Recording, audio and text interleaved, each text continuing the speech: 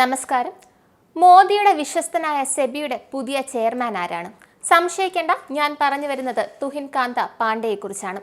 ഒഡീഷ കേഡറിൽ നിന്നുള്ള 1987 batch IAS ഉദ്യോഗസ്ഥനായ തുഹിൻ കാന്ത പാണ്ഡെ പ്രധാനമന്ത്രി മോദിയുടെ നേതൃത്വത്തിലുള്ള സർക്കാർ സെബിയുടെ പുതിയ ചെയർമാനായി നിയമിച്ചു.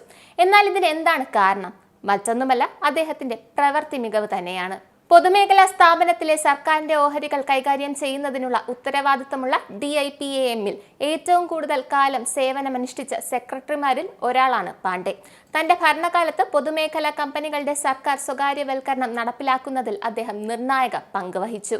നഷ്ടത്തിലായിരുന്ന എയർ ഇന്ത്യയെ ടാറ്റ ഗ്രൂപ്പിന് വിൽക്കുന്നതിന് അദ്ദേഹം മേൽനോട്ടം വഹിച്ചു. ദേശീയ ഖജനാവിലെ അധിക ചെലവ് കുറയ്ക്കുന്നതിനും വാണിജ്യ വിമാന കമ്പനിയുടെ പുനരുജ്ജീവനത്തിന് വഴിയൊരുക്കുന്നതിനുമുള്ള ഗവൺമെന്റിന്റെ ഏറ്റവും പ്രധാനപ്പെട്ട ഓഹരി വിറ്റഴിക്കൽ സംരംഭങ്ങളിലും അദ്ദേഹം നേതൃത്വം വഹിച്ചു. സർക്കാർ ഉടമസ്ഥതയിലുള്ള ലൈഫ് ഇൻഷുറൻസ് ഭീമനായ LICയും വിജയകരമായ പൊതു ലിസ്റ്റിംഗും അദ്ദേഹം കൈകാര്യം ചെയ്തു. ഇത് രാജ്യത്തെ എക്കാലത്തെയും വലിയ IPO ആയിരുന്നു. കൂടാതെ IDBI ബാങ്കിന്റെ സ്വകാര്യവൽക്കരണവും അദ്ദേഹം ആരംഭിച്ചു. പ്രധാനമന്ത്രി മോദി 3ാം തവണയും ദേശീയ തെരഞ്ഞെടുപ്പിൽ വിജയിച്ചപ്പോൾ ജയ് ജഗന്നാഥ് എന്ന വാക്കുകളോടെയാണ് അദ്ദേഹം തന്റെ ആദ്യ പൊതുപ്രസംഗം ആരംഭിച്ചത്. BJP സർക്കാർ രൂപീകരിക്കാൻ സഹായിച്ച ഉയർന്ന സീറ്റുകൾ സംഭാവന ചെയ്തതിൽ ഒഡീഷക്കാരോട് അദ്ദേഹം നന്ദി പറയുന്നു. ഇതിലൂടെ അദ്ദേഹം പ്രധാനമന്ത്രി മോദിയുടെ വിശ്വസ്തനാണെന്ന് നമുക്ക് മനസ്സിലാക്കാം. 3ാം പ്രാവശ്യം അധികാരത്തിലേറിയ മോദി സർക്കാരിൽ പ്രധാന വകുപ്പുകളിൽ അദ്ദേഹം മുഖ്യ പങ്ക് വഹിച്ചിട്ടുണ്ട്.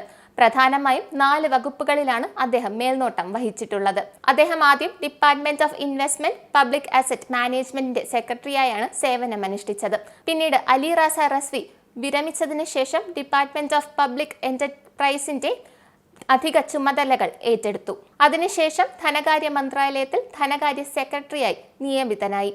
പ്രധാന സർക്കാർ മേഖലകളിൽ അദ്ദേഹത്തിന്റെ സ്വാധീനം കൂടുതൽ വിപുലീകരിച്ചു. പേഴ്സണൽ ട്രെയിനിംഗ് ഡിപ്പാർട്ട്മെന്റ് സെക്രട്ടറിയുടെ റോളും അദ്ദേഹം ഏറ്റെടുത്തു. ഇത് പാണ്ഡെ പ്രധാനമന്ത്രി മോദി ഭരണകാലത്തിലെ ഏറ്റവും തിരക്കുള്ള സെക്രട്ടറിമാരിൽ ഒരാളാക്കി. പഞ്ചാബ് സർവകലാശാലയിൽ നിന്ന് സാമ്പത്തിക ശാസ്ത്രത്തിലും ഇംഗ്ലീഷിലും ബിരുദാനന്തര ബിരുദം നേടിയ മിടുക്കൻ. ബർമിംഗ്ഹാം സർവകലാശാലയിൽ നിന്ന് ബിസിനസ് അഡ്മിനിസ്ട്രേഷനിലും ബിരുദാനന്തര ബിരുദം നേടിയിട്ടുണ്ട്. ചുരുക്കി പറഞ്ഞാൽ 3 ബിരുദാനന്തര ബിരുദ സർട്ടിഫിക്കറ്റുകൾ അദ്ദേഹത്തിന് സ്വന്തമാണ്.